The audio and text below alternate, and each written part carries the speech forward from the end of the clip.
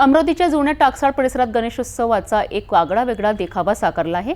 5वीत शिकणाऱ्या एका छोट्या मुलीने आपल्या निरागस कल्पकतेतून उभा केलेला हा देखावा केवळ भक्तीचा नव्हे तर देशभक्तीचा एक अद्भुत संदेश देतोय।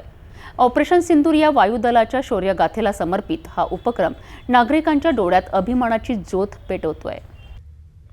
श्रद्धा, भक्ती आणि संस्कृती यांची सांगड घालणारा गणेशोत्सव आता सामाजिक भान देणारा उत्सव ठरत आहे। हाच सामूहिक संदेश यंदा 5वीत शिकणारी स्वरा गोपाल टिंगणे हिने आपल्या कल्पकतेतून दिला आहे। तिच्या लहानशा हातांनी साकारलेला हा देखावा ऑपरेशन सिंदूर या भारतीय वायुदलाच्या शौर्यगाथेवर आधारित आहे। 7 मे रोजी भारतीय वायुदलाने पाकिस्तानातील दहशतवादी तळांवर अचूक हल्ला करून शेकडो दहशतवाद्यांचा नायनाट केला। भारतीय सेना दलाच्या या अतुलनीय धाडसाला ऑपरेशन सिंदूर असे नाव देण्यात आले। सिंदूर म्हणजे मंगल, शक्ती आणि विजयाचे प्रतीक। हाच विजयाचा संदेश लहानगी स्वरा आपल्या देखाव्यातून नागरिकांपर्यंत पोहोचवित आहे। गणेशोत्सवाच्या पारंपरिक सजावटीतून नुसती भक्तीच नव्हे तर राष्ट्रप्रेम, त्याग आणि शौर्याचे दर्शन घडवणारा हा उपक्रम खरोखरच स्तुत्य आहे।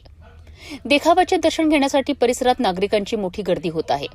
लहानांपासून मोठ्यांपर्यंत सर्वांच्या होटांवर एकच उच्चार उमटतो आहे, देशासाठी बलिदान व्यर्थ जात नाही। हा केवळ स्वराचा नाही तर संपूर्ण समाजाचा देशभक्तीच्या शपथेचा उत्स्फूर्त उच्चार ठरत आहे।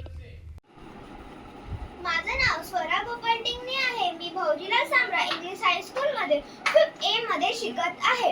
यावेळी आम्ही गणपतीच्या थीम मध्ये ऑपरेशन सिंदूर हे केलं आहे। तुम्हाला माहीतच असेल की पहलगाम अटॅक मध्ये 26 लोक मारले गेले, त्याचं भारताने उत्तर देऊन 7 मे ला ऑपरेशन सिंदूर हे केलं होतं। थँक्यू।